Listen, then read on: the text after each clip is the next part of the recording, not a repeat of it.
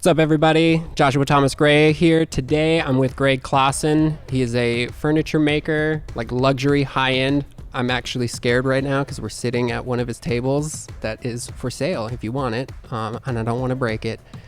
And artist, some of his pieces are outstanding. When you look at them in person, it's kind of mind-blowing. And so we've been hanging out with him all morning, walking around his shop, seeing the process of how he builds this, how he finds the wood for all his pieces, where he gets inspiration from, and all of that. Also, like, his family's just hanging outside right now, playing and chilling, and we're gonna hang out with them in a little while. But yeah, today we're just gonna kind of hear his whole story. World-renowned luxury furniture and art pieces, and people from how many continents have bought your work? Oh, I haven't added it all up, but several. Yeah, like many different continents. These things get like packed up and shipped out all over the world to these people. Like a prince has bought your work. The list just keeps going on and on. He's been featured in all these crazy magazines. If you follow him on Instagram, every once in a while you'll see he gets these magazines, and it's like, am I elaborating? One was like all Russian. Yeah. And you're like on the front, it's like you can't read what it says, Yeah, but it's like, hey, there's Greg. I have no idea what that article said about me. Right. You I'm don't just even hoping know. It was good. Exactly. And so, yeah, I mean, the list goes on and on and on. There's so much to it. But what's cool is Greg's whole story, his life, and the whole reasoning behind what he does and why he does it, and what really fulfills him in his life. So we're kind of just going to jump into that. Great. Hear your whole story, which in fact is where we'll start. I would love to hear your whole story. Like, where were you born? I don't know this part of your life. Like, are you from this area originally? I was born on a peach farm in California. Oh, okay. Yeah. I grew up in the San Joaquin Valley of California. And our family, when I was a little kid, we grew raisins for Sunmaid. And then when I got a little older, my dad, who started the farm from scratch while he was working at the post office as a mail sorter, he started this farm as a dream of his. And he started planting peaches and plums and nectarines. And so he grew it into a farm of a couple hundred acres. And so I grew up on a big piece of land surrounded by orchards.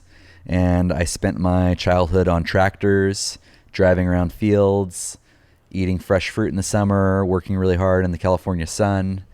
And when I graduated high school, I had this dream to go and study theology, of all things, at a little school that I'd heard about in British Columbia, Canada.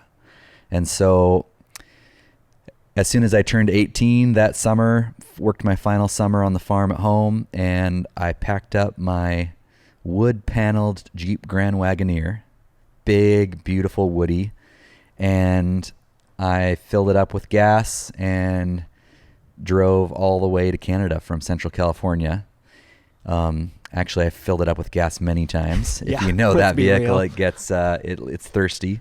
So I drove to Canada, went to school. I didn't know anybody at the school, but I spent a year studying theology there, and 1 year turned into 2, which turned into 3, and eventually 4. Wow. And while I was at college, I met and fell in love with my wife, Barb.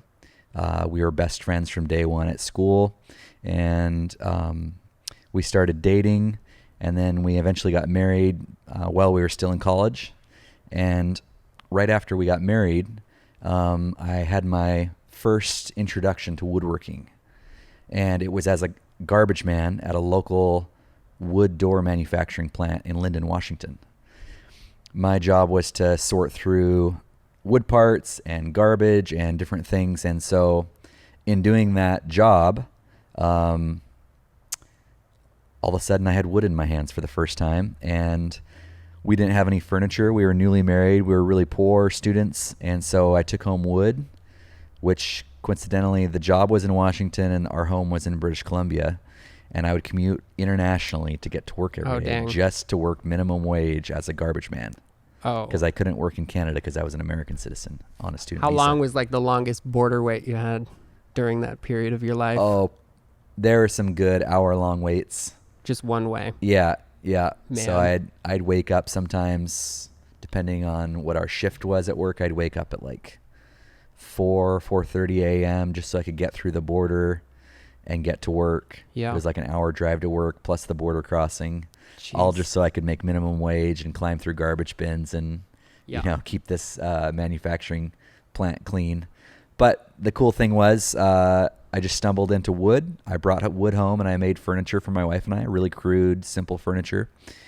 And that was the first time I'd ever done that. And I realized that I was really happy when I was creating, and I was really happy when I was working with my hands. And working with wood was a real joy as well. So that was my introduction to woodworking, which is really random. Most people, it's like grandpa taught them on a Saturday morning at his workbench, or they took a wood shop class in high school and they found out they were pretty good at it, or whatever. Yeah, that's what I was going to ask. Like, going back in your story as a young kid, like, was your dad building stuff out on the property? Was that any part of that? No, my dad was not a craftsman. He was a farmer who was a problem solver. And so he would have a problem on the farm or a piece of machinery he needed to build, and he'd figure out some way to build it. But woodworking and craftsmanship was never the emphasis. Right. It was just, hey, we need this thing. Let's make it. Yeah. I feel like, yeah, you're right. That seems so different than lots of people's stories, where it really is, especially hearing like, oh, when you're telling me like, oh, I grew up on a farm, and I'm like, oh, awesome. Like, his dad or grandpa definitely was out in the shop, like, building cool stuff, and he has these memories, and now it's full circle. But to hear that that was like not the case, and in fact that you didn't get into it till, how old were you then at that point? Let's see, I was about 20 or 21. I think 21 years old when I first started woodworking. And you were, okay, so you're years deep into college, going in for theology study. Are you looking to be a pastor, or what was the end goal of that? I first showed up at Bible college because I wanted to study the Bible. I had a real interest in it. And then it evolved into, hey, maybe I will be part of some sort of church ministry, or a ministry that came alongside churches or helped people. And then when I discovered woodworking, I realized that this is what I was meant to do. I was meant to work with my hands, and I was meant to create. Because my whole life, looking back now through that lens, I realize I'm a creative person. My whole childhood, I was drawing. Then when I got in high school, I had this hobby of making salsa. After school, I'd make like fresh salsas from local ingredients. Yeah. And while other kids were like, I don't know, whatever they were doing after school, video games or hanging out, playing games. Yeah, I was making salsas. I'd never thought about how funny that sounds, but I was doing that sort of thing. So that was like, those were just all creative outlets for me. Right. And then another creative outlet for me was sports. I found that like playing soccer creatively as like a midfielder, you could imagine different scenarios where the game and the ball can move in different ways. And so I think that was a creative outlet too, was through sports. And at 21, I discovered woodworking, and I checked out every fine woodworking magazine that had ever been published at some point. Hundreds of them, every volume since, I don't know, 70s or whatever. Right. That became a thing. And I read them cover to cover.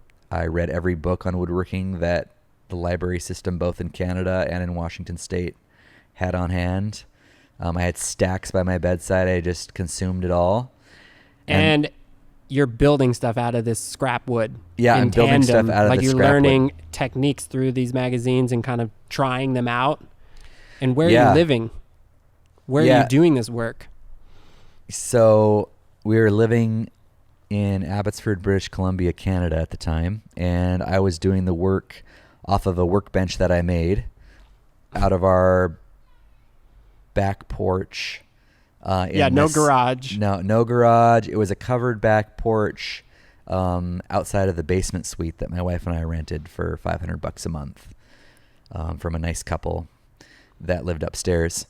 And so I did this woodworking, and I just started to experiment and try things that I was reading about. And the thing that surprised me was that what I discovered was that woodworking could be an art form, and it could be this new way that I could express myself creatively by creating things.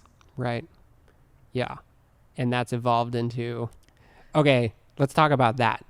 At that moment, like you're getting really into this and reading all these magazines and learning all of this stuff. Were you ever imagining like this? Like in terms of the wholeness of this, like house, shop, building high-end luxury? No, I just knew that I loved it and I wanted to keep doing it. Yeah. And my job as garbage man, as soon as I graduated with my biblical studies degree, I thought, I'm a college graduate now. I can't be a garbage man anymore. That's just too humbling to have that be my reality. So I thought, I naively thought, I need to work in an office. If I'm not going to pursue the pastoral ministry thing, and I'm going to, it becomes clear to me now that I'm not going to do that. And instead I'm going to, eventually maybe work with my hands and create. I thought I need to work in an office at the very least if I'm not going to be doing this one thing that I love because I'm not good at it yet, or I'm not going to be a garbage man because it's too humbling. So I worked in an office for, I don't remember if it was about 6 months, and it just sucked the life out of me to be at a desk. Yeah. I was so much happier climbing in the garbage and being outside and ripping around on my forklift, and making things happen and cleaning things up. And this whole idea that an office job is more important than being a garbage man was something that I believed, but it wasn't true. Right. What was true is that you should do work you're excited about. So that evolved into me realizing, hey, you know what I'm really excited about is creating things. So one day there was a local cabinet shop installing brand new cabinets in like an office addition at this office I was now working in. And in a moment of courage, I walked up to him and said, hey, are you guys hiring? Do you need anybody? And the guy was the brother of the owner, and he went up to his brother and asked him, and he came back to me and said, you know what, we could use a guy. So I think literally it was either the next day or the day after, I was now working in a cabinet shop. Nice. I left that office job just as quick as I could. I wasn't really valuable there anyway. I just struggled with the whole thing. Yeah. So I think they were fine with me leaving. And so I left there and I got a job at this cabinet shop, and I would work in the cabinet shop, and the only thing they would trust me to do was to sand. So they built kind of low end, I would say, even though they thought of them as high end, like kind of low end custom cabinets. They were nailed together, and the holes were filled with putty, and my job was to like sand it all smooth and make it look good. Back then, did you know that was low end? Because you had been reading all these magazines, so you're looking at that and understanding like this isn't the best techniques. Yeah, I was. Even then, I was becoming really interested in the craft of furniture making and woodworking, and so I was really drawn to like how things were made, how they were made to become heirlooms, how some of these old antiques that I was reading about were held together for 100 years using like hand tools and simple methods and time-tested techniques. So I was interested in that. So I could see that what we were doing was pretty basic. But the story I wanted to share was that they only entrusted me to like sand. Like I was running a belt sander, and I was running a random orbital sander, and I was sanding putty off of nail holes. And they never let me like build a cabinet there, which is really funny looking back. Yeah. Because I would spend all my lunch breaks reading these fine woodworking magazines, and they would kind of disparage that magazine as being, a waste of time to spend so much time creating something, so fancy or, well made.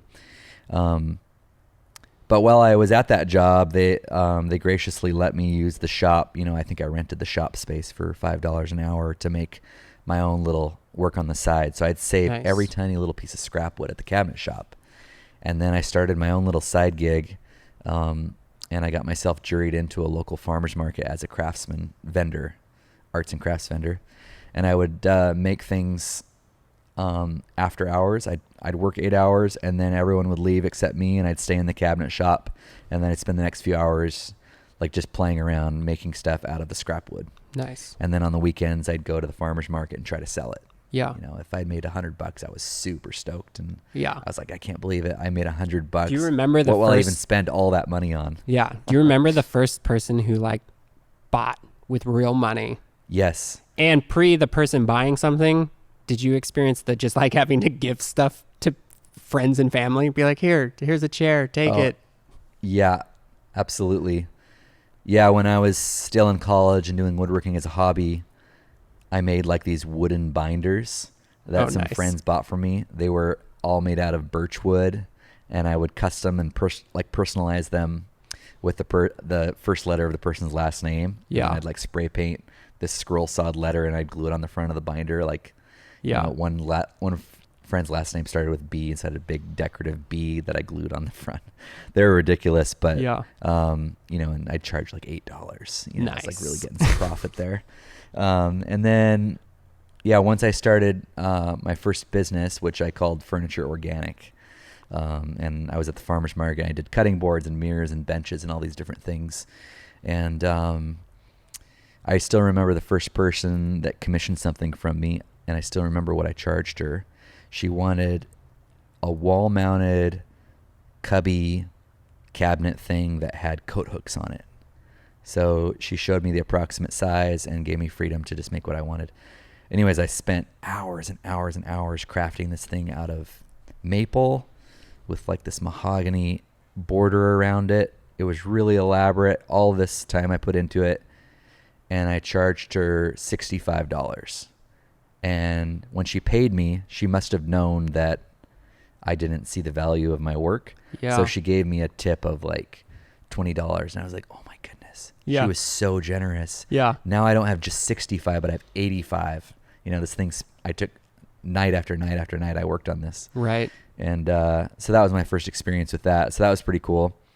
But I just got the joy of experiencing making something that I dreamt up, and then the completion of that process of selling it, and then being paid for it, and then having money to go and buy wood for the next product or whatever, spend the time on the next And at thing. that time, like, I mean, it's cheap, but you're paying for the hours that you're using the shop, plus material, plus it costs to be at the market on the weekend. Yep. Yeah. So you had to be making some money. Yeah, it was all really low overhead, but at the time, you know, I was working minimum wage, so to make an extra $100, or I still remember my very first week at the farmer's market, I made $435. Yeah. And I thought, oh my goodness, I could do this as a living. Yeah. Because $435 to me right then meant, you know, it might as well have been like $3,000 or whatever. Totally. It could have just tided me over for a month. You know, Yeah. We could have gone out to dinner and all these different things that we wouldn't have otherwise. It's so interesting hearing, because it's so different. But my story with photography, it was like the same thing. Just get way into it. And then I remember the first wedding I shot, and I made $400. Yeah. I was just like, game over, dude. I was like, I could do this. Yeah. Like, I could make money. And same kind of story. Married, young, poor as heck. Yeah. Like $400 felt like so much. Oh man. I was like, and I'm doing photography. Like, I thought I had made, dream. I was like, this is it. This is the dream. You've arrived. Totally. In hindsight, I'm like, okay. Yeah. Could have made thousands of dollars, and it's a wedding. So like, I now am a homeowner, and our water heater broke and flooded our crawl space, or our basement the other day, and just like that, blink of an eye, there goes $1,000. Right. Just gone. So suddenly $400 isn't what it used to be. But yeah, it was thrilling at the time to make those first few sales and realize, hey, I can make a living at this. And it's awesome. I still remember. It's amazing, because it's it's so validating of what you're doing, to have other people be like, I like what you create so much that I'll give you money, which is, they had to spend time to make this money, and then they hand it to you, and then they walk off with the thing that you created. Oh, it's the best feeling. Yeah. You get to do something you're excited about. Someone pays you money for it. Yeah. And you get to go and do the next project knowing that someone loves what you did for them. Right. What made you think that you could make furniture and sell it? And how many people were telling you that this isn't going to be anything and stop doing it? I was so naive because that whole time I was working from my back porch in Canada, the work I was doing would have failed a high school woodshop class. It was, people think, oh man, gosh. Greg's so good at this now. He must have always been good, but I wasn't. I was like noticeably bad Yeah. at woodworking. Wow. And I was for several years, but I was naive enough to stick with it. And I think naivete is a super big gift. Yeah. And also friends who support and encourage you in spite of,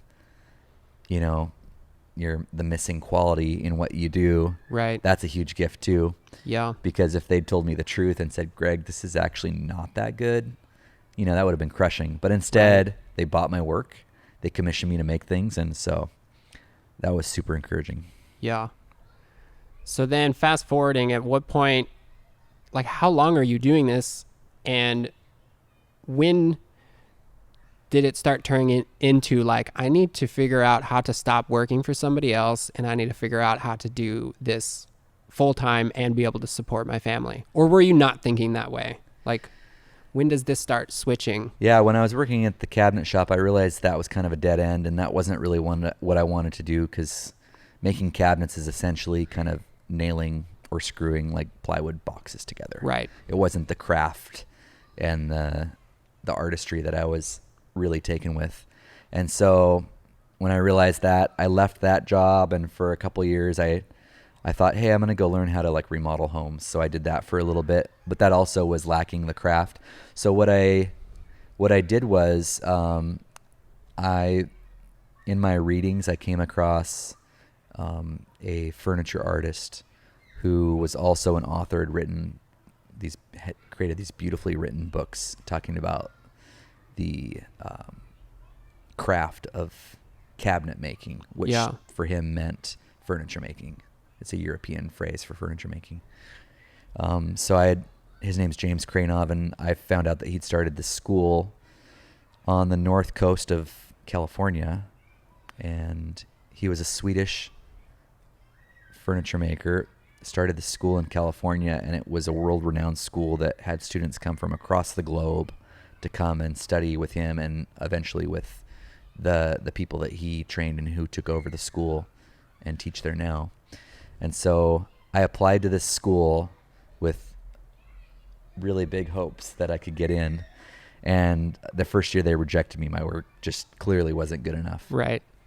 The next year I was determined to still get in there. So the next year I applied again and spent that whole year in between trying to make like advance my skills and get really good at this. And I still wasn't very good. But I took my application down there. I drove 1,000 miles to deliver it by hand to the head of the school and said, hey, this is who I am. I applied last year. I didn't get in. I would like to apply again, and I'm not going to give up until I get into your school.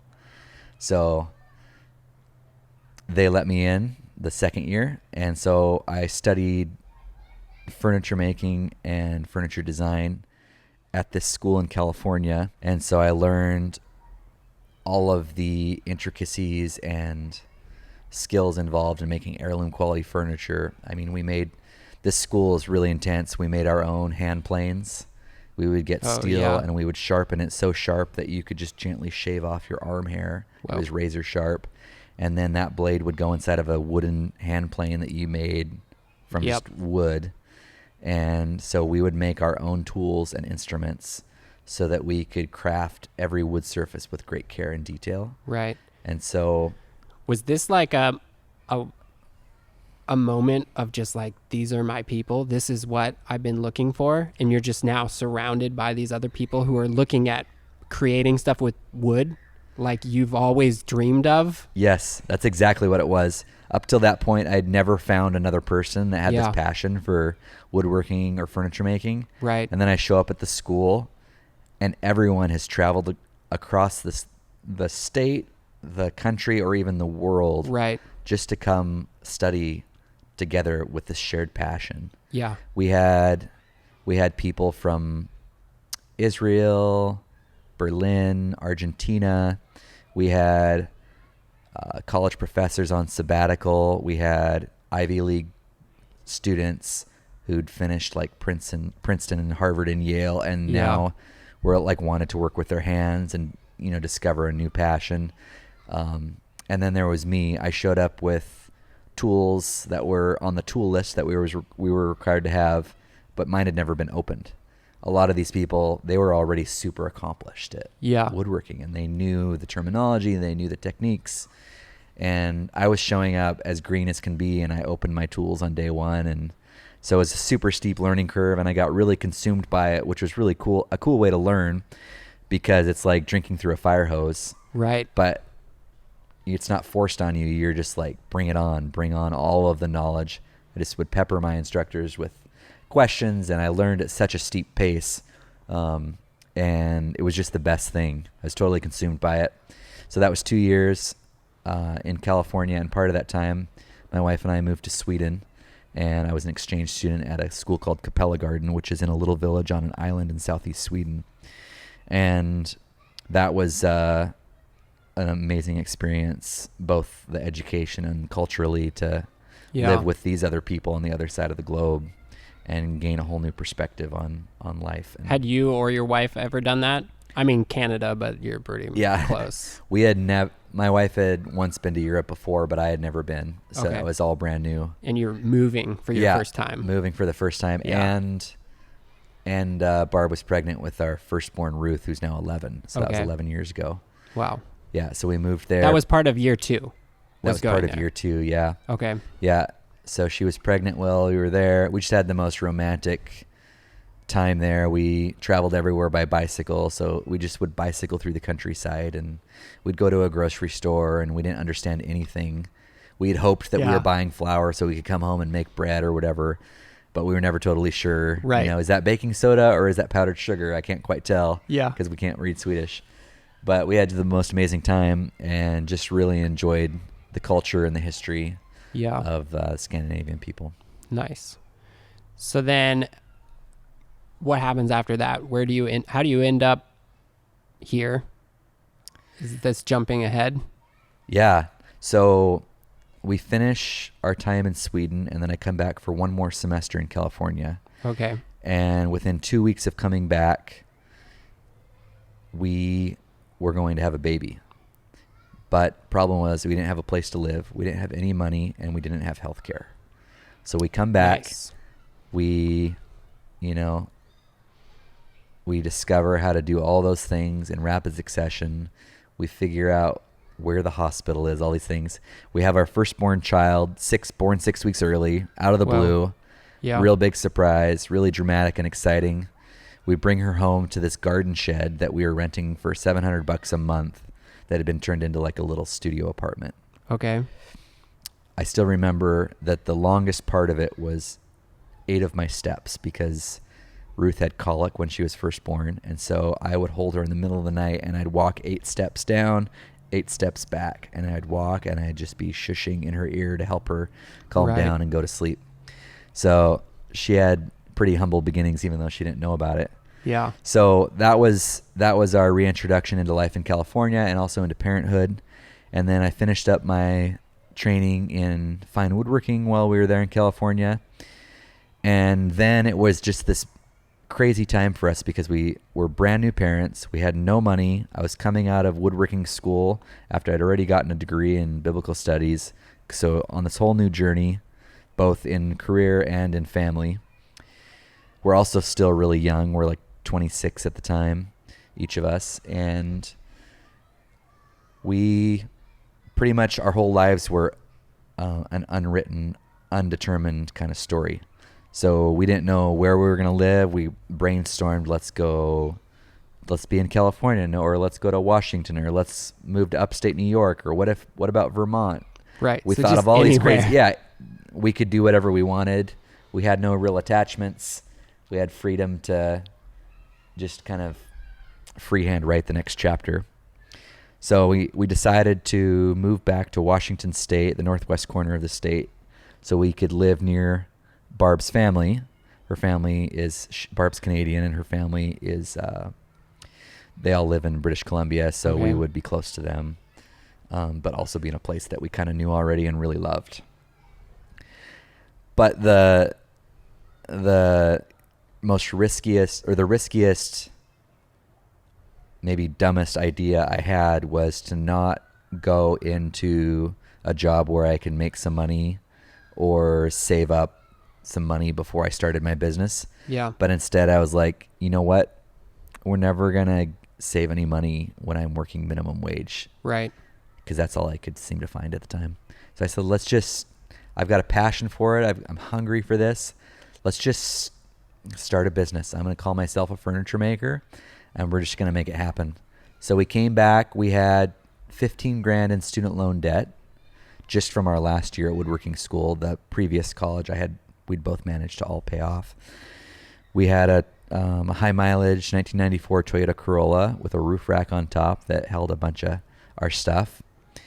And I had a cheap imported Grizzly bandsaw and a box full of hand tools. Nice. And a baby. And a baby crying in the back seat. So we came back to Washington State. I got a business license. I found a shop that would let me rent bench space and some tools. And I just jumped in and started my business. I just started looking for work. And I committed early on. I said, I'm only going to do work I'm excited about and that I'm passionate about, with the eventual goal of making my own furniture designs, which is a really impractical career choice, by the way. Right. Not very many people see the value in handmade, one-of-a-kind furniture designs. Right. And so I knew that, and I didn't care, because I knew from day one that I wasn't interested in being rich. It wasn't about the money. It was about having a rich life. And so we knew that going in, and we were okay being poor and living frugally. So we came back to Bellingham, Washington, and started my business, and found some shop space, and I just started making furniture designs. And shortly after that, I met a local artist who told me about arts festivals, which I didn't even know were a thing, but he showed me how you could apply to them and get into them. So I did that. I built a website. I got a logo made for my business. I started applying to these arts festivals in the Northwest area and started getting into them. And to my surprise, I started getting into like the prestigious ones right off the bat. I had these really cool furniture pieces that I made while I was a student, and I had them professionally photographed, and I submitted them in my applications, and like these amazing arts festivals were saying, hey, we'd love to have you come show your work. How long ago was this? I started my business in June 2008. Okay. And so all of these were in 2009 Okay. up until 2014. For those 5 years, I did these arts festivals.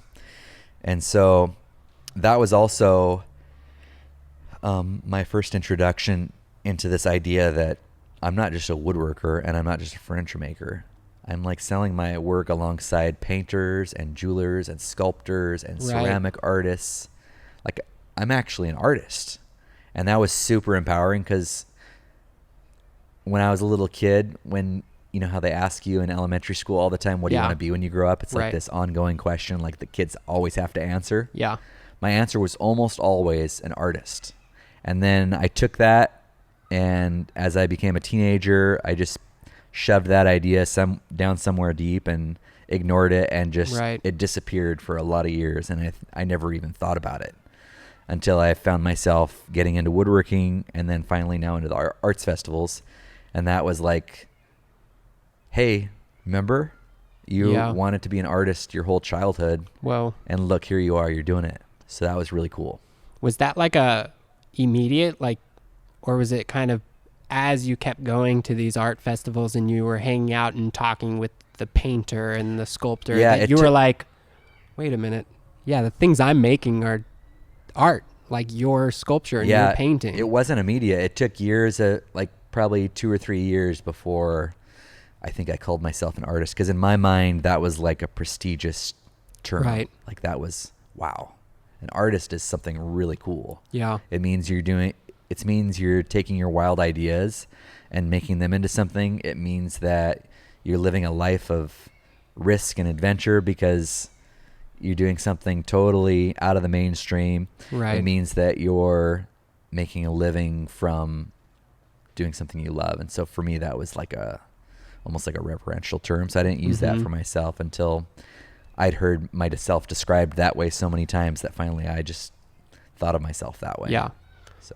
And then, so at this point, what, you're showing up, you're making this art and furniture, and you're just selling tons of it, right? You're just making good money, supporting your family, or what is the reality? Yeah, what you just described was not true. Are you serious? Yeah. It's not that easy. No, if there had been a dictionary that had the term starving artist and it had like a picture of someone next to it, it would have been my picture. Yeah. I was a starving artist, and I was that way for the first 6 years. I was at the time that I was making like museum quality furniture, and I say that because I was invited to show my work at the Smithsonian Museum. Yeah. At the same time that I was showing my work at the Smithsonian Museum, I was looking for paying gigs on Craigslist to make some side money, and we brought our young baby, at the time was maybe 8 months old. My wife and I delivered phone books for cash. So one winter, I remember there was snow on the road, and the phone book distribution office was at the bottom of this steep hill. And I remember because we are like, my wheels on my Toyota Corolla locked up, and we skidded down the snow, and it was super scary with our baby in the back seat. But we piled up our trunk full of phone books, and I think it was like, what did we make? It was like 17 cents a piece. They sent us to this neighborhood called Sudden Valley where the roads are all really steep. Of course. Because they thought we were new people and that we wouldn't know the difference between that neighborhood and another, and they were right. I'd never even been there before. Oh my gosh. So they sent us. Yeah, they sent us to this crazy neighborhood, and so we were like running. You know, we'd have the phone books in the back of the trunk. We'd have our daughter, I think she was sleeping in her car seat in the back seat. And my wife would go down the hill. I'd go up the hill. We'd deliver phone books, run back, restock, and throw them on people's front stoops. Yeah. And then we'd go back and get paid, and we'd like worked our tails off for just like a small handful of dollars. This is happening while you were invited to the museum to showcase your work. Yes. Because it's that good. Yeah. So you're like the epitome of artist at that moment, right? Yeah, I Where think people so. are in awe of your work, but it's like you're not even making any sort of a living to the point where you're in the snow delivering phone books. Yep, exactly. When you were just being recognized as like this amazing. Yeah, it's interesting because people really romanticize your life when they see that you're an artist or you're doing something like I'm doing, because maybe they see the social media version, which is a little more polished, even though I try not to do that when I use social media, but they see that and they fill in the gaps with this kind of romantic imagery of getting to go out and you sip coffee and you wait for inspiration, and you do some thing and it just happens organically, and then you go for a walk to get some inspiration, and you come back and you make some more art, and then you travel around like a gypsy and you sell at these shows with other artists. They think it's really romantic, but the truth is there's a cost to living that way, and it means that you go without. It means that you eat rice and beans. It means that you drive a high mileage vehicle that breaks down. It means that you say a lot of prayers that your car is going to start when you're about to go to that art show that's 1,000 miles away. You drive with cars with bald tires. Oh yeah. Yeah.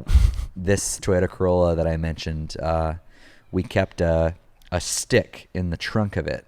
Okay. That was a certain length and a certain diameter stick, because about 3 times a year, the solenoid in the starter would get stuck and our car just wouldn't start. Right. So I would pop the trunk, go get the stick, and there was this one area that I shoved this perfectly sized stick, and I'd say, "All right, Barb, start the car," and I'd start tapping right on the solenoid to get it freed up so that it could start. Right. And then we'd like pray, and then the car would start up, and we'd cheer, and like, yeah, we get to keep driving. So oh my gosh, we did that for a lot of years, and that stick was so important to the use of that car. And we still laugh because when I sold that car I was too afraid to miss out on selling the car to the person that eventually bought it. So I didn't tell him about the starter getting stuck. I kind of feel bad about that when I think about it. But we did leave the stick in the trunk. We Just thought, in case they figure it we out. thought, you know what? At least they'll have the chance to maybe possibly figure it out What when the that car is doesn't for. start one day. How great would it have been, though, if you kept the stick and turned it into a piece of art? I know. I should have kept the stick. Yeah. That would have been awesome. Yeah. That's crazy. So could we talk a little bit then about the dynamic of being married, having a spouse, as you're pursuing like a very low chance way of providing for your family, and you have a kid at this point? Mm-hmm. Was she super supportive this whole time? Was it difficult at times between you two, or what did that look like? Yeah, my wife has been my biggest cheerleader from day one. And whenever it was hard or we were struggling, she would give me a pep talk. She would counsel me. She'd encourage me. She'd give me helpful critiques of my designs when I asked for them. She would carry the other end of a heavy slab of wood when I needed a hand. She was there at my side at every single art show I've ever done. And we decided before we even had kids that she was going to stay home with our kids, and she was going to be the one who raised them. We weren't going to put them in daycare or have a nanny or whatever, those sorts of things, those other options. We were going to have a mom that stayed at home with the kids, and that's just something that we decided was important to us. Yeah. And we were excited about that too. But we also knew that was another thing that came at a cost. And being an artist comes at the cost of lots of failures and flops. Being a single income family with a wife that stays at home and having young kids, that also comes with the cost of, that extra source of income. Right. So since I started my business and all this time my wife hasn't worked, she's worked her tail off being an awesome mom. She's Right. worked her tail off being a supporter to my business, and she's worked like crazy being, a wife who stays at home and like just keeps the house running and humming and stuff. So she's working, but it's never brought in money, and we were totally okay with that. That was a non-negotiable thing for us, and so we were never tempted to change that. But has it been harder for you or for her in times when it just doesn't look like it's going to work out? Or are you both just really optimistic, like, we're just going to keep doing it? And even though it's been years and years and years, like, I still think it's just, I've never doubted. I looked at everything through rose-colored glasses. You have no other choice.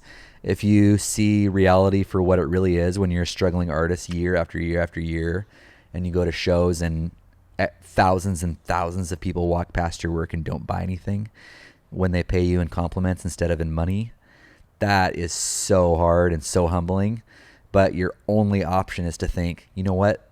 This next show is going to be a winner. I just have a feeling. Or this next design that I created. Yeah. I'm going to put this in a gallery and it's totally going to sell. And, then I'm going to do this thing and that thing.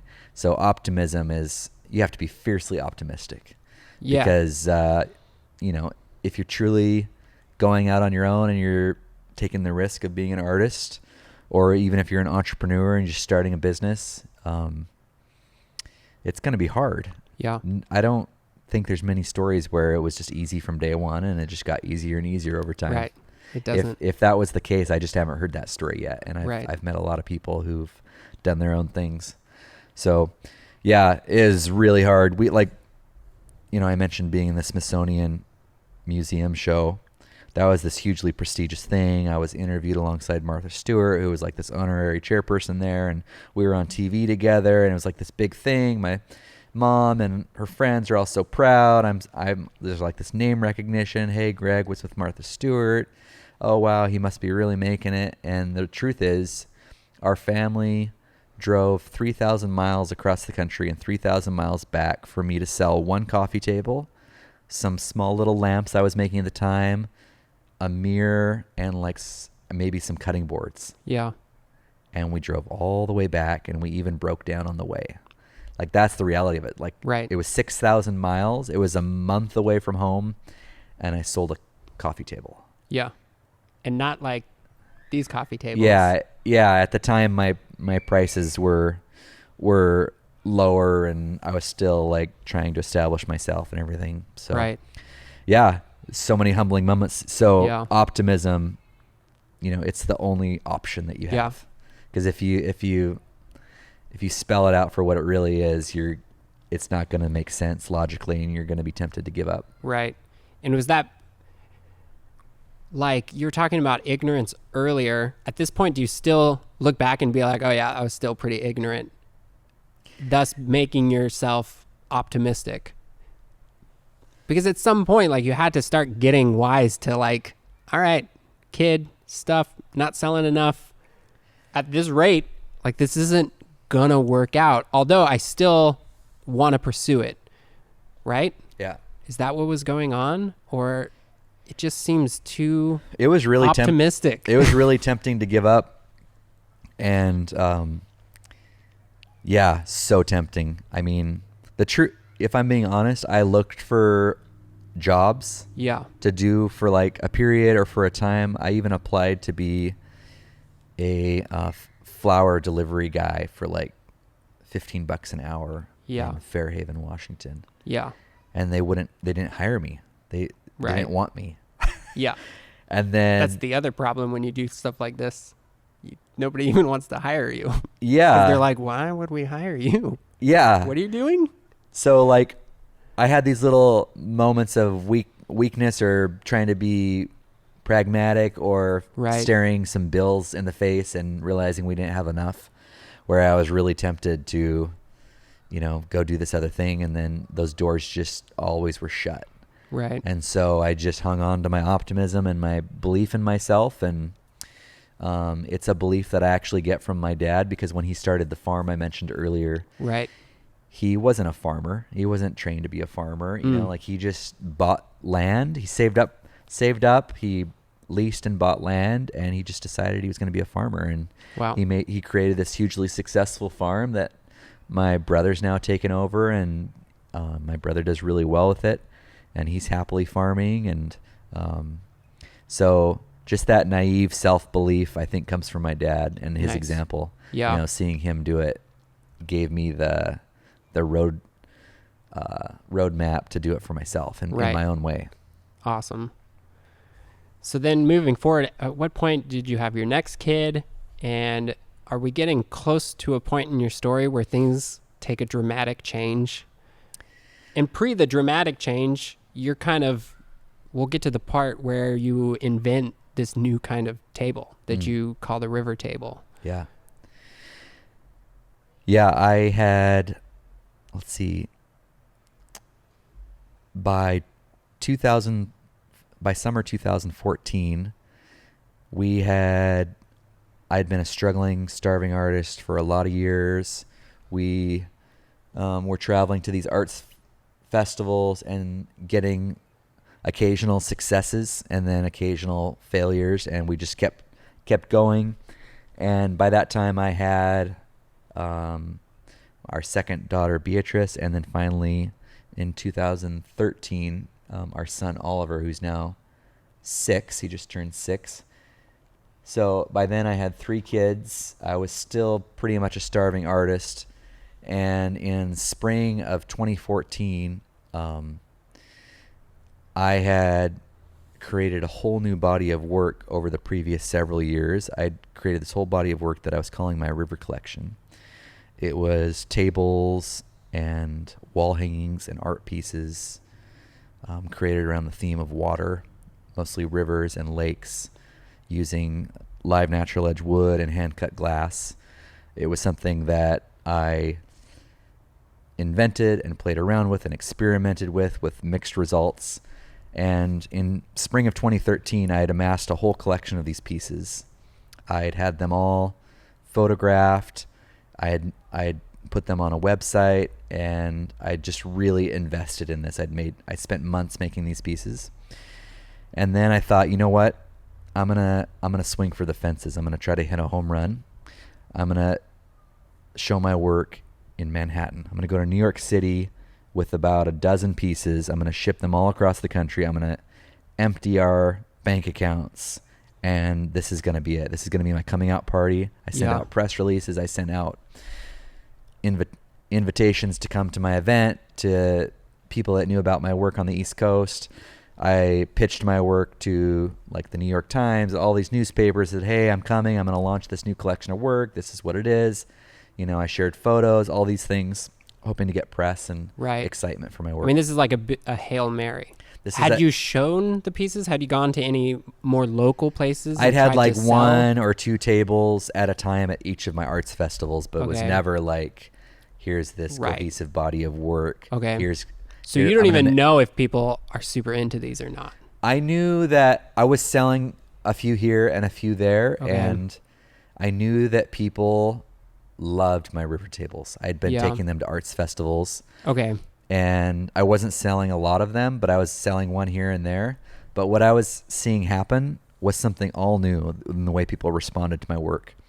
Previously, people would see my work, and the closer they got to it, the more they appreciated it. And, you know, I'd have these nice connections with customers, and I'd occasionally sell pieces. And then once I started bringing my river tables to shows, I would get people coming into my booth, and they would gasp. Like, oh my goodness. Wow. That is the most beautiful thing I've ever seen. They would run and get their friends to come see it. Yeah.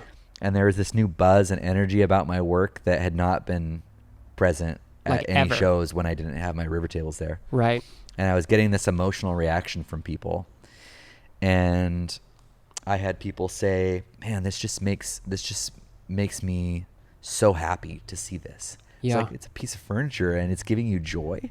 I'd never experienced that with my other work before, so I knew it really resonated at an emotional level with people. Yeah. So I brought this whole body of work with that optimism that maybe I'll come with this singular voice, with this impressive body of work to New York City, where there's all this appreciation for good design. There's people who can afford quality things. There's all these designers at the show. There's people who write about design. There's art critics and design critics and all these things. This is it. This all makes so much sense. This is a risk worth taking. Yeah. And it felt really possible. It felt really possible, yeah. So because also, like, to that point, like, people were gasping at these tables because no one had ever seen a table like this before. Yeah, it hadn't existed before. Right. So there was that too, where like I got to see everyone's reaction to their first sight of my work being in person rather than like through digital age website or social media or Pinterest or whatever, where people are now most often introduced to my work first. Right. And so, I took all this work there. I got the biggest booth in the best part of the show. Like I really went all out. I went all in. I was like, I'm going to the highest diving board into the deepest end of the pool, and I'm going to go big. So I did that. I did the show in person. People really gawked at my work. They loved it. The in-person reactions were really great. At the show, I didn't sell a single table. That was like, oh shoot. Yeah. I really wish I would have sold something here. But the real kicker was, now I was hoping for commissions to come in. Like, so many people had taken my business cards and my postcards. Right. And, I'd been like on these panel discussions with like famous interior designers and stuff at the show. I'd gotten the spotlight shown on me, both in the show and through these kind of ongoing events. And then a few days go by, a few weeks go by, months go by. I didn't get a single sale at the show, not a single follow-up order. Nothing that represented monetary gain came from the show. Yeah. All that money, all that time, nothing to show for it. But that's not the end of the story. So by now, I have created this awesome body. I was motivated by the show to create it. I put a ton of time, a ton of my own money. We'd cleared out all of our bank accounts just to do the show and to make these really expensive tables, because my work's really expensive to make: the wood, the glass, the metal. Right. Everything, incredibly time consuming, dozens of hours in all these pieces, hundreds when you add it all together. And I laid the groundwork for what happened next.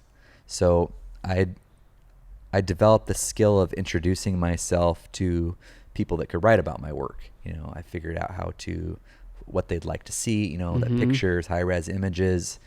I'd taken classes at the local community colleges on how to write press releases. Yep. I'd even had phone consultations with this marketing guru in New York where we spent all this money. I took pages and pages of notes from our conversations with her.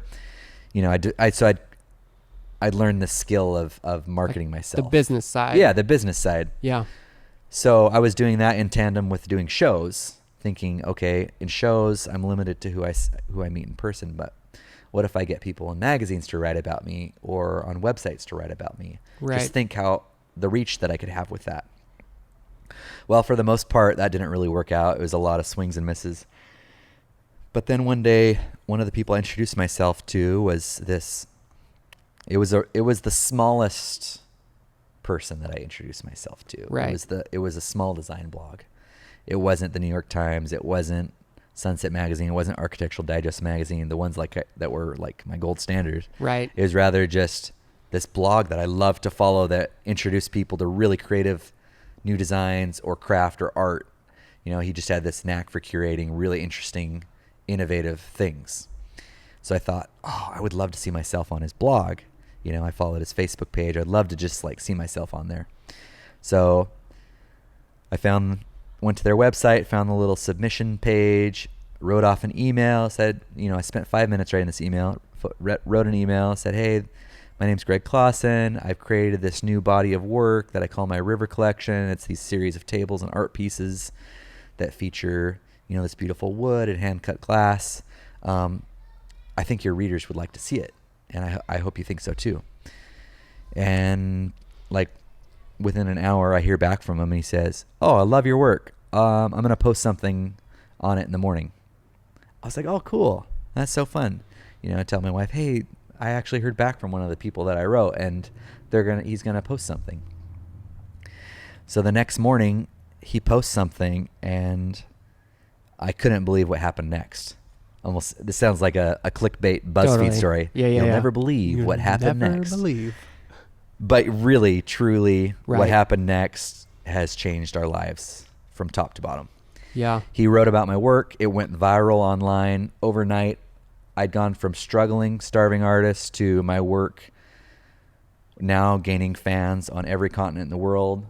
In one day. In one day, this happened. 24 hours. All of a sudden, all of these other Facebook pages, all of these other websites. I had newspapers in Canada calling, asking for interviews. I had all sorts of people asking for interviews and ask if they could post my work on their websites. Yeah. Lots didn't ask, they just shared because that's just kind of how that game works. And my work just exploded and it was everywhere. I don't know if you follow Reddit, but I was at the very top of the front page of Reddit. Dang. And then it just exploded on Reddit. I was getting emails. And at the time, I did all my business. My work computer was an iPad. And at the time, when I got an email, my iPad would make it had a little notification sound of a train, choo choo, coming into the station. And at the time, I was hardly ever getting emails, right. Why would someone email me? I'm just this anonymous artist. But I started in the middle of the night, we'd be sleeping and I'd have the iPad, on the bedside table and I hear choo choo. And in the morning I'd open it up and see that I'd sold a table. Wow. And then later that day, choo choo, I sold an art piece. Yeah. Choo choo. And it just went on like that. And all of this body of work that I worked so hard to create for the show in New York City. Yeah. It had laid the groundwork for going viral, and now it had laid the ground for me to finally make money with my art. Wow. And so my tables were selling, my art was selling. Everything that I took to that show within a year, it was all sold, and it was being shipped to Germany and Switzerland and New York City and LA and San Francisco and Florida. It was just, my work was everywhere. And then I started to get a following. My social media accounts just ballooned and everyone was following me. And my business just totally took off. Yeah. It's was awesome. Insane. It was just the best thing ever, and it was the hardest thing ever. Yeah. It was just like so much so fast. Right. And I wanted to say yes to every order, and Right. I was getting. And was there fear of like, this is going to just go away tomorrow? Like, Oh, this yeah, is going it to come was and then like- it's just going to be gone. It was so like- you're like, yeah, I can do that. You want that? Yeah, I can do that. When you're a starving artist and suddenly there's food on the table, you want to eat all that food before Right. it's gone. Right. So I wanted to just say yes to everything. So I was like saying yes to this commission and that commission. I was selling pieces, and then people said, "Hey, I saw this is sold out. Can you make me a piece?" And I said, "Oh yeah." And I wanted to like work with them, and they're like, "No, you're the artist. You make it. You know, if it could be these dimensions, that would be great." Yeah. So I was like, "Wow, they're coming to me and saying, you do what you want." Yeah. And so that was further cemented this idea that I was an artist, because that's like the dream. Totally. They That's come to amazing. you and say, "You're the artist. You do Yep. what you're excited about, That's and huge. we're going to be thrilled with it." Yeah. It was just like the ultimate honor. So I got to do that. And so the cool thing was, we had bought a 101-year-old broken down farmhouse on a little piece of land tucked between 3 sides of raspberry fields 2 weeks before my business went viral. Whoa.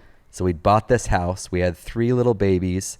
I was renting a single room with no windows and no heat in this little cabinet shop 20-minute drive away, with hardly any of the tools that I really needed. Right. And all of a sudden I go viral, and I've got this tiny little room I'm working out of. I've got tables stacked up. I've got wood coming in. It's just crazy. And then we're like trying to fix up the house so it's livable so we can live in it. It was just a real mess when we moved in. So Yeah.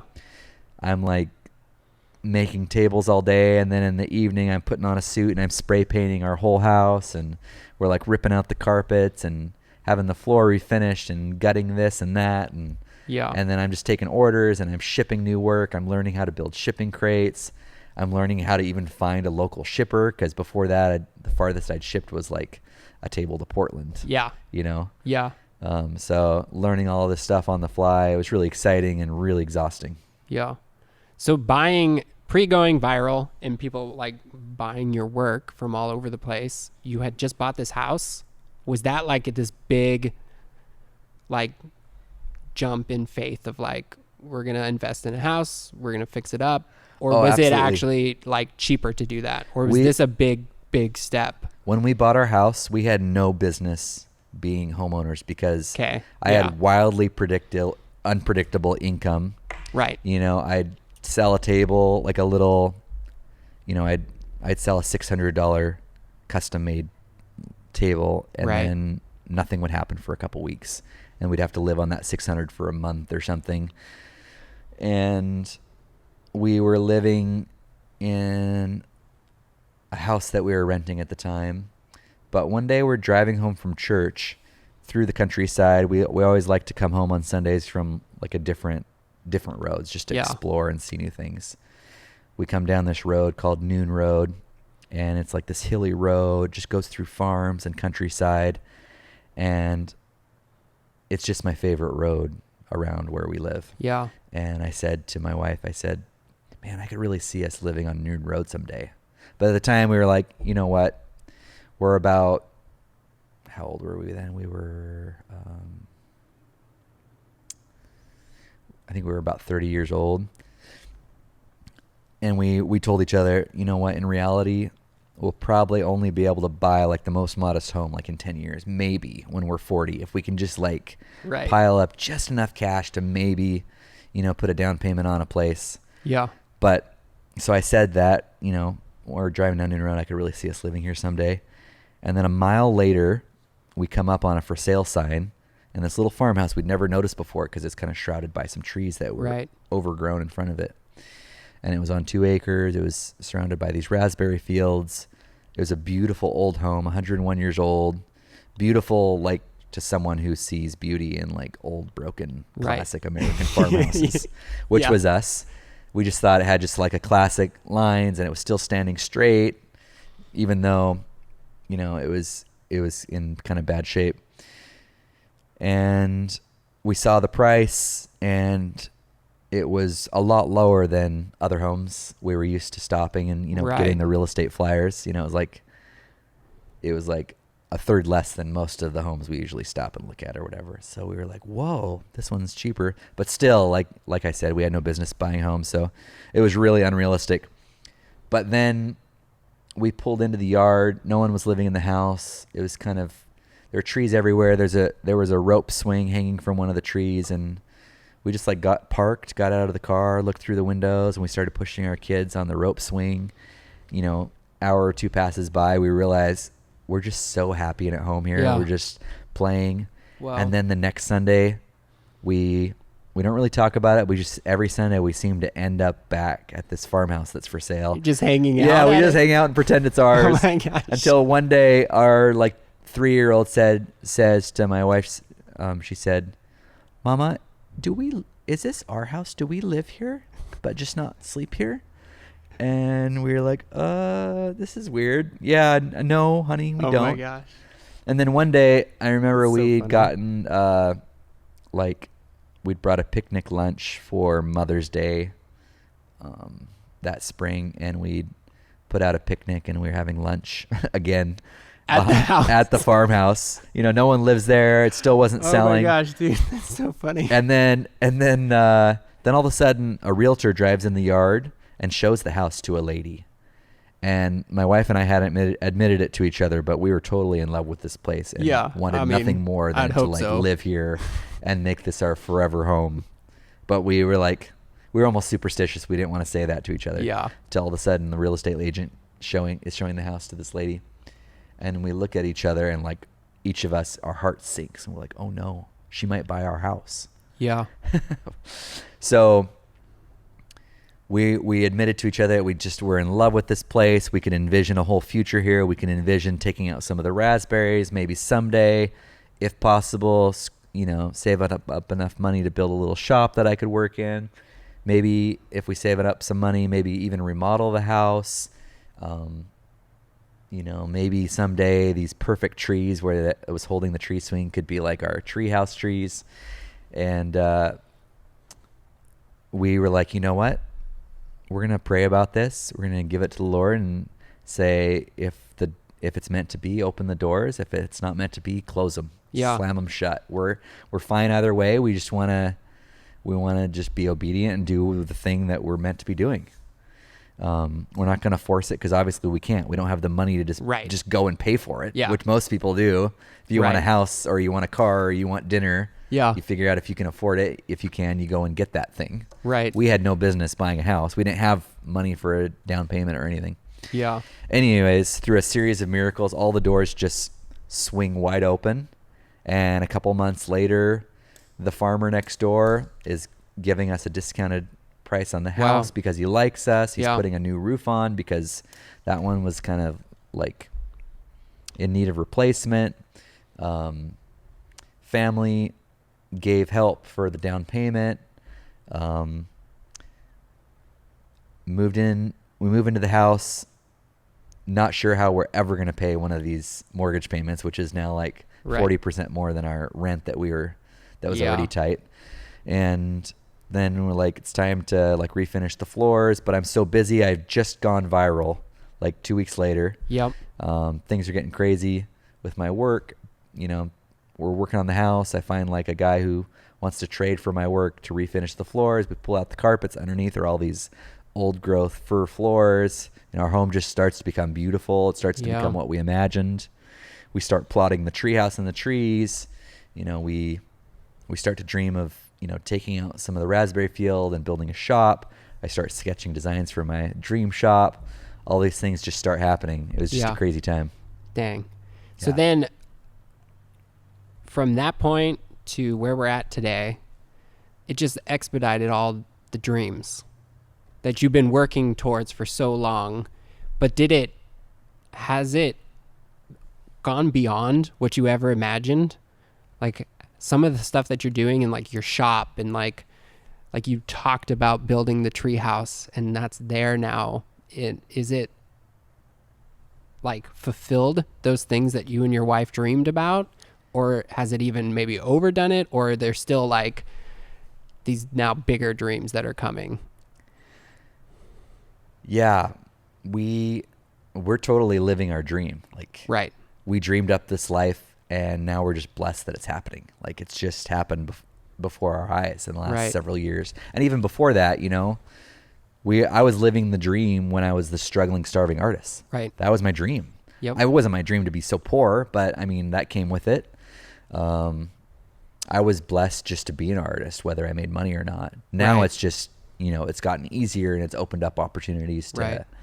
do new things and help new people, and use our resources in ways that kind of bless our community, and do new and exciting things. But yeah, we're big dreamers, and we just have a total picture of the life we wanted to live, and Yeah. we're living it. I mean, Yeah. everything we're doing is a choice that we made. Right. It was either a choice to sacrifice, or is it a choice to work hard for something, or is it a choice to give up something, or is it a choice to foolishly pursue something.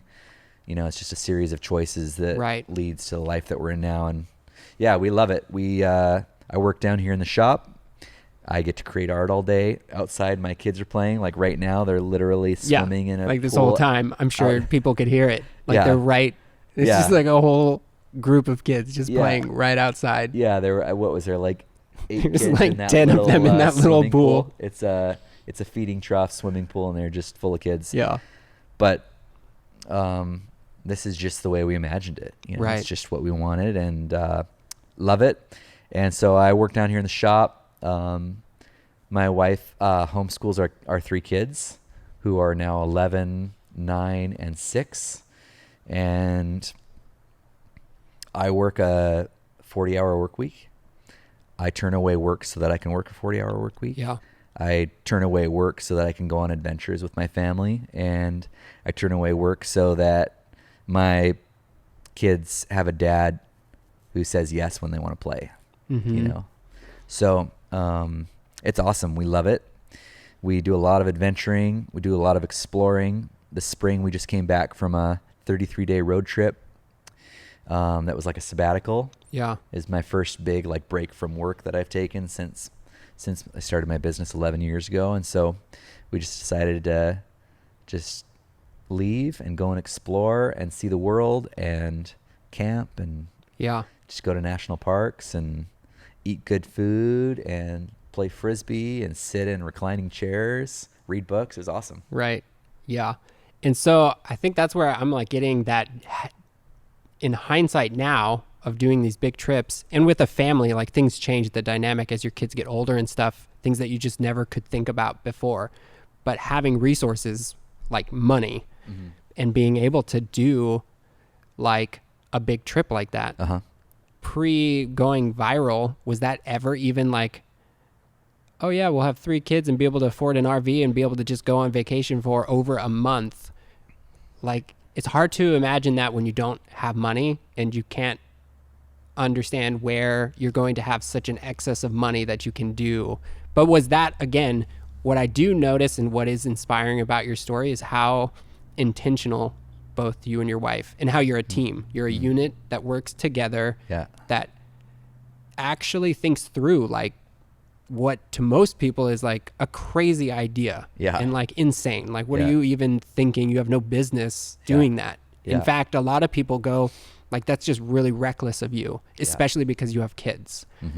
But if you actually know you and talk to you, everything's very intentional. All of it's intentional. Yeah. Like, it was thought through. This is purposeful living. Yeah. Yeah. All of that's true. And your question was, were you doing this? Do you have this adventurous spirit? And were you doing these big things before you had the resources to do them the way I'm doing them now? Or do we Right. imagine Right. doing it, right?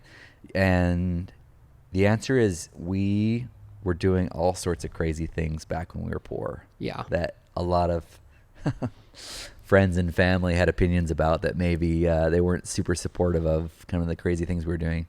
Like when, for a time I worked for someone remodeling homes, and I was just like making $12 an hour, but it was my job. I liked it.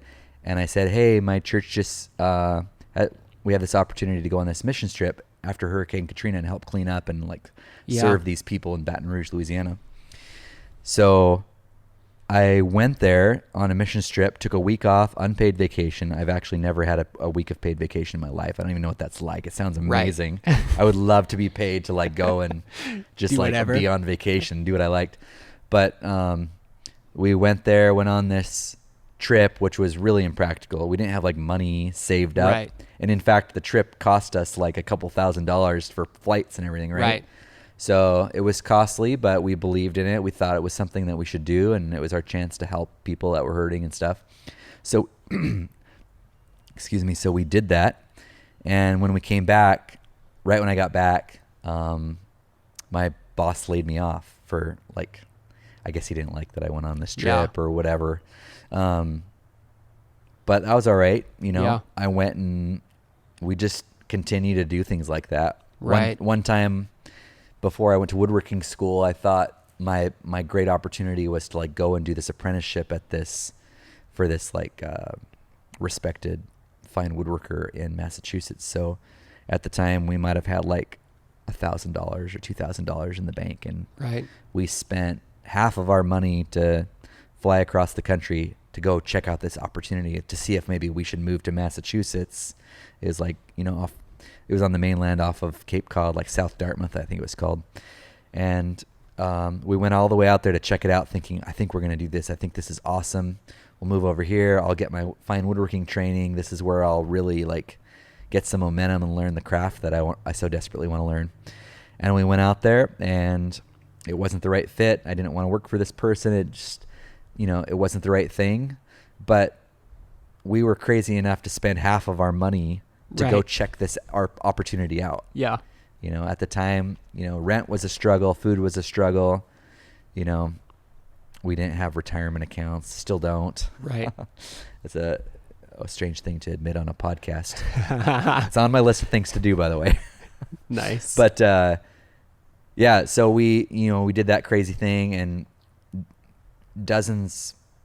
probably at least a dozen times over our first few years of marriage, we would drive 1,000 miles to visit my family in California. Right. Every time it was like, you know, we'd hoped and prayed that we'd have enough money to fill up the gas tank, and we'd still have some money in the bank when we got back. But we believed it was important to go visit family and see my nephews and nieces and these different things. So we've always done these crazy things. Now we're just doing them on a little bigger scale, you know, instead of flying across the country to check out an opportunity. We're on the road for 33 days in some ridiculous big motorhome that we bought, and we're just having grand adventures, and we love it. Right. And we've got all sorts more, you know, locked and loaded that we're looking forward to next, you know, that's big things that we want to do. We kind of were talking about that, like living this different lifestyle and investing in our kids. I've got 2 boys, and we just did a month plus long road trip. Yeah. And we did one about a year ago before that, and now we're like, we need to be doing this like at least yearly, like do big trips with our kids. Awesome. Yeah. And spending that time with them, I just don't see the downside to it. And we were kind of talking about this, but this is something where we were talking about how like we can only count like on one hand the amount of people who kind of live these out of the ordinary lives, which it seems weird thinking that that's out of the ordinary and crazy, because maybe we're just more naturally that kind of way where we're like, let's just go do something like that. And it just sounds like, but when you think about it, you're like, okay, nobody really does that. Yeah. But what I find interesting with you is it seems similar. Like my wife and I actually think through this. Like we're actually trying to be intentional when we're living life. And especially I think once we had kids, it started to really kick in on like school was a big question. Like our son just finished kindergarten, and we ultimately ended up homeschooling. In fact, we were right before we're at your 10-year party. So my wife was talking with your wife a lot about homeschooling, because we had just gotten convinced that maybe we should try homeschooling, which was something we didn't think we wanted to do. But now meeting people who have similar life goals and like want to be intentional and raise kids who are smart and function well in society or above average and have purpose in life, that they can look at their parents and that we can lead by example. Yeah. Like the biggest hope for me, and I think this is with you guys too, is like that our kids, when they're adults, will be like, of course we can do these things. Like mom and dad did whatever they Yeah. wanted. They were living a life that they were fulfilled and loved. They loved each other. They loved us. They loved everybody. And they were doing things that they enjoyed. They were having fun. Yeah. Like that's ultimately what I think most people want. But we kind of get stuck into status quo. Yeah, I've been learning such a simple thing lately. It sounds so obvious when you say it out loud, but I've been learning that the greatest predictor of who our kids will be is who they see us being. The greatest predictor of their behavior, like between themselves as siblings and how they treat others, is how they see mom and dad treat them and how they see their mom and dad treat others. It sounds so simple. Right, of course. But kids imitate. They're imitators, you know. So if kids are around certain kids at school, often they bring home, you know, they imitate and bring home those behaviors, or whether they're good or bad, you know, it goes both ways. And so that's one thing that we love about homeschooling is my wife is our kids' greatest influencer. Her heart shapes their hearts. Right. You know, the way she treats them with patience and love, and her attitude of joy and forgiveness, all those different qualities that you hope to embody yourself and also hope for your kids. Right. She demonstrates that on a daily basis with our kids, and she's shaping their hearts through every action. So that's a really cool thing that we love about homeschooling. And of course we love the freedom too that comes with it, you know, because when you're self-employed, you have freedom. You know, you want to plan a trip, or you want to take some time off, or you want to go to your kid's ball game or some important event. You can do that. It comes at a cost, you know, you're out of the office, you're out of the shop. And so you miss out, you know, maybe on some income or something, but you get that freedom. Same thing with homeschool. It's like a double whammy. So we have this freedom with self-employment, but then we have freedom, you know, with our kids not being on a regular school schedule, because my wife makes up the school schedule, you know, and it's real flexible. And often our homeschooling is happening on the road. Like we went on a 33-day road trip. We went to 8 national parks. Our kids became junior rangers. Yeah. At all of those national parks where that was an option, and like there was a ranger present to make it happen. I know. So they were learning about fossils unique to this park, and they were learning about sandstone over here, and they were learning about cliff dwelling cultures over here. You know, life is school. Right. 100%. Yeah. It's not homeschool. It's just like school wherever you're living. So whether that's at home or on the road or in town. So it's a really cool thing. We're really fortunate and blessed to be able to do that. And we get to do it within a really cool community locally that supports us. And I think that's a neat thing that circles back to your point of seeing other people live the crazy life that you're trying to live. Because, you know, when an artist gets to see and spend time with another artist, like me spending the day with you today, you're an artist in the form of photography and video and storytelling. It's super affirming and encouraging for me just to be around you, because we're cut from the same cloth. Like we just take wild ideas and we bring them into form. For me, that's the form of furniture. For you, it's the form of a podcast. Right. Or it's the form of, you know, a really cool video that tells a story that's meaningful to you. Yeah. And I think that's so cool that we get to do that. Yeah, it is. Yeah, that's the whole point. Like going to Iraq, that's my creating something. Yeah. And it's cool. The same, it's like, it's encouraging hanging out with someone. It's so different. On surface level, it sounds so different. Like I'm going to go to Iraq to spend time with people and tell stories and create a video to show to people. And you're here like making this beautiful table. And to most people that would be like, well, they would probably have nothing in common. Yeah. But it's like we end up hanging out like once a year, which we should do this more. Yeah, absolutely. But somehow, especially since you bring me coffee every time.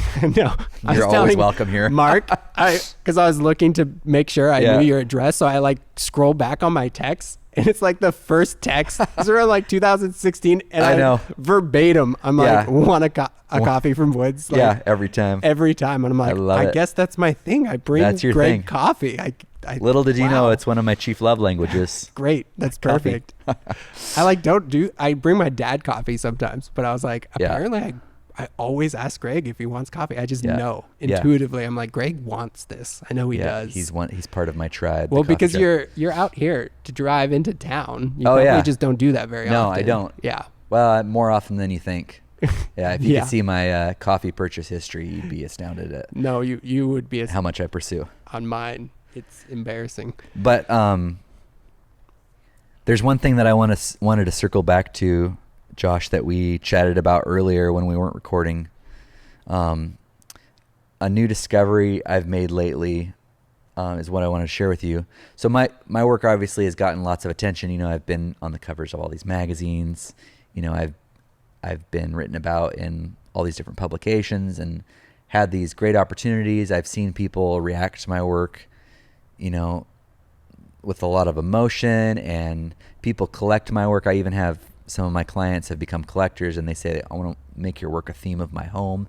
You know, all this awesome stuff. Yeah. And it's all centered on my work and them owning it, or people who don't own it but would like to at some point. Mm-hmm. And it's easy to think that that is like the peak of my work. That's my art. But what a big thing I learned on this trip, you know, I was hiking with my kids, like in some of these national parks, and I was just looking at them thinking how proud of them I am, and how, you know, I'm holding hands with my wife, or we're chatting late at night, and we just really enjoy each other, and we work hard at our marriage, and we just really love each other. And I thought, in that moment, you know, my life is my art. Yeah. You know, sure, I make these things that I'm super excited about. I'm really passionate about my work, and I never tire of it. And I just have so much joy in the creating of my work. And I love that people love it so much. It's just so flattering, and it's so encouraging. And I just really enjoy what I do, and I'm really proud of what I do.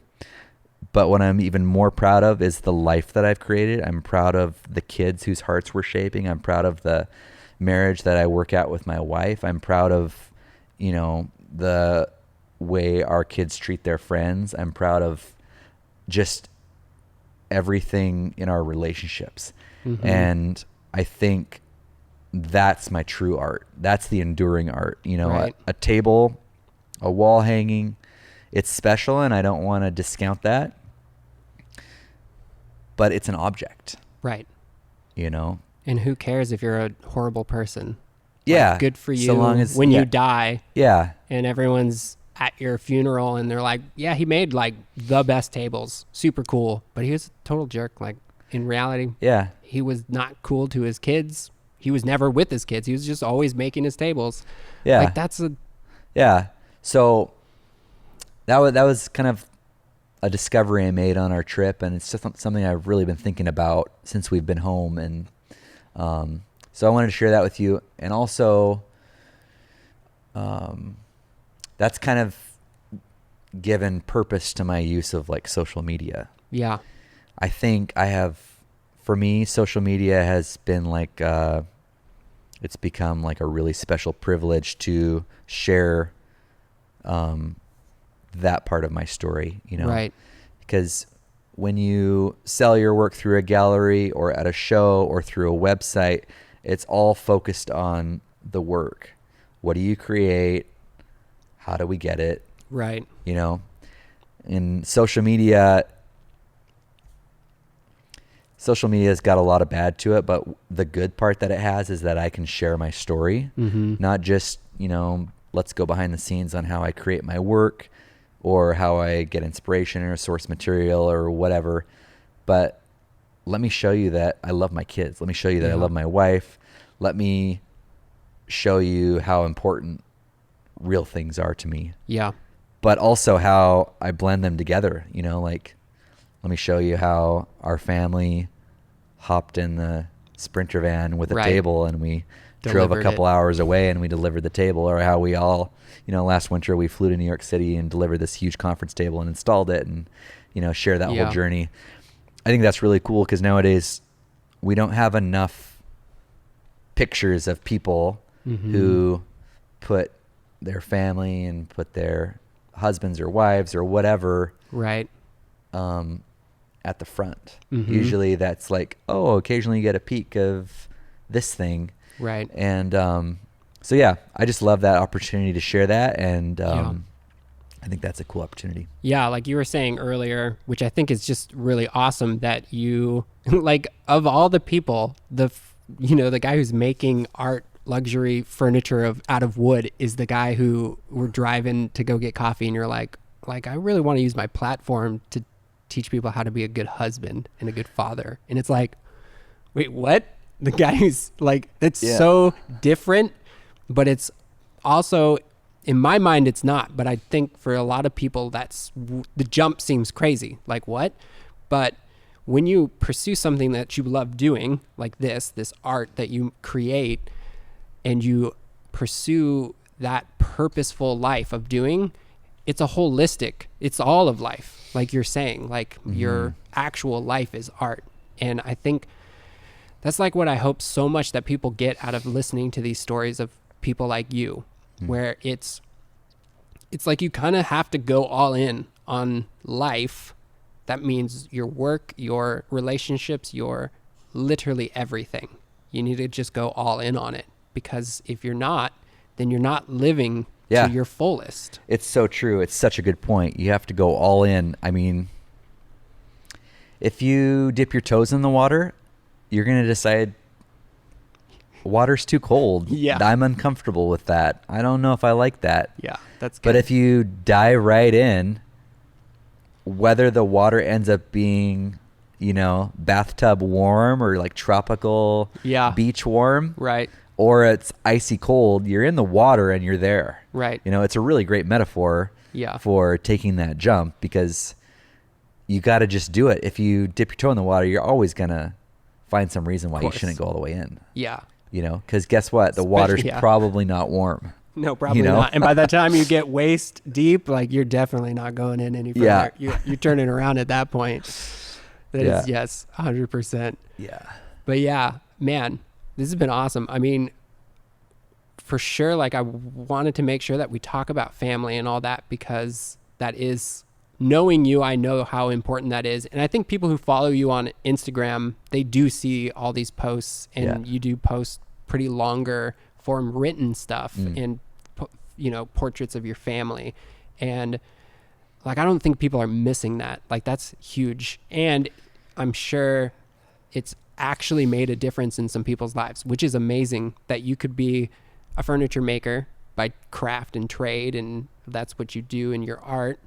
And at the same time that it's wrapping into the holistic, and this whole story from, going to Bible college to then getting accepted to that other school, learning about furniture, to blowing up on the internet, which was like a legit, like, you blew up. I remember this all happening. Like, I had met you the first time when you lived in Linden, and you had a little garage in the back that you were building all this furniture back there. Because my wife and I were looking to rent somewhere cheap in Linden, because we were also kind of doing the same thing. We're like poor. I had just started a photography business, and like, we just needed somewhere cheap as heck. And you were renting like your basement, and like, our heads could almost touch the ceiling. Yeah. And we were renting the upstairs only because we were banking on renting out the bottom to basement. Make some money. Yeah. Otherwise, so we couldn't afford it. Cheaper rent. So it was like, we got to find a renter stat. Yeah. Renter comes and goes, and you have to find a new one. Right. But yeah, it's pretty cool to reflect back on the journey. And, one more thought about sharing family stuff. It is interesting, like, on social media, the feedback that you get is through likes and through comments and through personal messages. Right. And it's really interesting when I share something about my family or something personal or some trip we went on or something where, I just kind of tell that story, because those are the posts where people most often say you're inspiring, or whatever. It's not always the work. I get that too, but even more so when I share about being a dad or being a husband.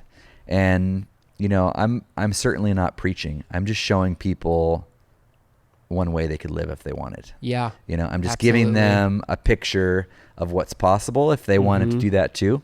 I'm not saying they should, Right. or I'm not teaching anyone how, because I'm humble enough to know that I have no business, you know, writing a book on any of this. Yeah. I just am living my life and, you know, doing my best each day.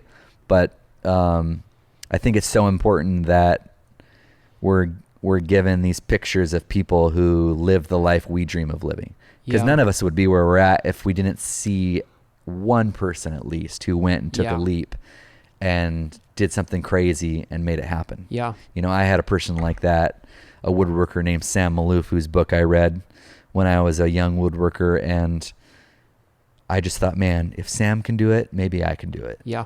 If I didn't have Sam and I didn't have that story to read and to see unfold, then, you know, who knows how much confidence I would have had to try on my own. Right. You know, maybe I can be that story for someone else.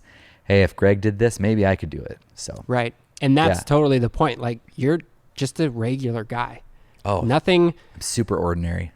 Yeah. Just like totally normal dude, normal family. Like you put in all that work for so long and you wouldn't have stopped. It wasn't like you went viral, so finally I can breathe and we're going to keep doing this. Yeah. No, it was like you would have stopped a long time ago. This is just you.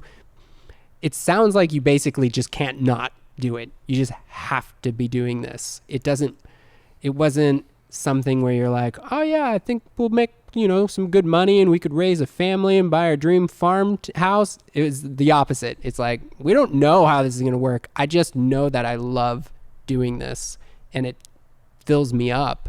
And over the years and years of refining what that means, and you and your wife talking and then having a kid and then being like, okay, we're going to keep doing this. Yeah. Okay, we're going to keep doing it. Awesome. Yeah. And then refining, what does that look like? Because pre-having kids, like, we want to have you stay at home and not have to work, but we're still not really making a ton of money. But even then, it's like, we're still just going to figure it out because I just love it so much. And so these stories are the ones that I think they're inspiring and they're hope giving. There's a lot of stories that are inspiring, but then when you think about it, you're like, yeah, but that was like getting struck by lightning. Like, that's not going to happen to me. Like, that was by chance. But people who just relentlessly don't stop doing it, and sure, maybe the blowing up all over the planet was a little bit of being struck by lightning, but it didn't happen like right when you got out of college. No. And all of this stuff, you know? And so, and you were actively putting in the work to create lightning to hit, right? Yeah. You were working with these people in New York and like taking all the notes on how to get the word out there, how to find people who would want to write about your work, and how you were strategically thinking like, okay, being in person is great. I can meet a few hundred people maybe at most, but check out these blogs on the internet where hundreds of thousands of people are going to and seeing people's work. I need to get on these ones. And so you were actively working towards that.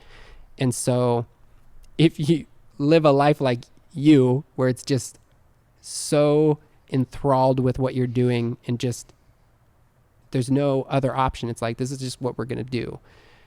At some point, things just kind of start happening, because it could have gone a couple different ways. Yeah. But you still would have lived here in the house that you kind of creepily hung out at numerous weekends. Yeah. And maybe you wouldn't have had this elaborate of a beautiful shop, but at some point you would have had some sort of a shop and you still would have been making art, right? And so that's what is hope giving to somebody. If you can make money making furniture and art out of wood, like, you can kind of do whatever you want. And that's what's encouraging about these stories, and like why I like hanging out with you and hearing, because it's kind of like, oh wow, yeah, he does that. That's like what he does. That's amazing. That's super cool. But it also just wasn't easy. And not saying that it's easy now, but the amount of time that goes into these things, I think that's another thing that on social media, especially since you brought that up a few times, it's like people kind of saw you when you blew up because you were doing all this work you weren't posting all the time on social media in 2006, 7, 8, 9, 10, 11, 12. At that point, maybe you had started some, but probably not a lot. Yeah. And so even to the world, it looks like, oh, this guy just like came out and has this amazing work and sells these $20,000 tables, and it's just awesome. Good for him. That's amazing. And it's like, yeah, except all that investment. That's how I look at it. Like, you made an investment for a very long time, and if people can hang in on their investments for long term, for life purpose fulfillment, like, it goes in a compounding, like it grows hugely towards the end part of it. Yeah. Going and getting a job for someone is instantaneous, but it basically just only grows like a little bit, or it doesn't. And in fact, some people, like, their life kind of gets more miserable 20 years, 30 years later, where it's like, I strongly believe and hope that people hear stories like yours and go, I should like put in the time to pursue what I love doing. Yeah. The other part though is, there is that compounding investment that can lead to great things, but a lot of people do what I do and they crash spectacularly and burn. Yeah. I also was crashing. Right. But I just kept getting back in and trying to go up again and up again and up again. And that, I believe, if there's one key ingredient to being a successful entrepreneur or a creative, is grit. Yeah. It's perseverance and just self-belief and never giving up. Like, I never thought of it as an option, even though I dabbled a little bit with, hey, maybe they'll hire me to, deliver flowers, or maybe I can make some extra cash at the phone books. Right. I never planned to give up. Like, right. Yeah, those were things to subsidize. Struggling was fine. Yes. It meant I was still doing it. Right. But I was never going to give up. Right. I think that's a hard thing. And I was really fortunate. I mentioned my dad earlier. He didn't give up. Yeah. He had a disability. He had one eye that he lost as a 6-year-old boy. Whoa. And so his whole life was just with one eye, and he was raised during a time where he was just called the disabled guy. But he persevered through it and created this awesome farm. Yeah. And so that was, I was really fortunate to watch that example, because giving up was never even a consideration. Right. He just kept going. That's awesome. So yeah, I try to follow that same example, and I do that same thing. And to anyone out there who's going to try to do something like this, it's going to be so hard. Right. So don't get some notion listening to me or anyone else that, oh yeah, I'm going to do that because it's going to click. It's going to be easy. Right. I don't think there's any option except it's going to be hard. Mm-hmm. There's the potential of, it going up and getting better, but it's for sure going to be hard. Right. Yep. If it was easy, then everyone would be doing it. Of course. Who wouldn't want to be an artist and work in their backyard and, go on cool trips? Exactly. And, hang out with their kids. Right. So. Yeah. Well, I guess I know a few people who don't want to hang out with their kids, but that's not my point. Awesome. Greg, thank you so much for spending all day with us. I know you're busy, have things to do, want to hang out with the family. But this was awesome. I think people are going to be super encouraged by your story. I know, again, I've already said it, but I like hanging out with you. So hopefully some people can eavesdrop on this conversation and experience a little bit of that. Yeah, thank you. I enjoy hanging out with you too. And I'm just privileged to live this story and just equally privileged to share it, so if it can help one person, I'll be thrilled. Awesome. That's the hope. Sweet, man. Thanks. Yeah, you bet.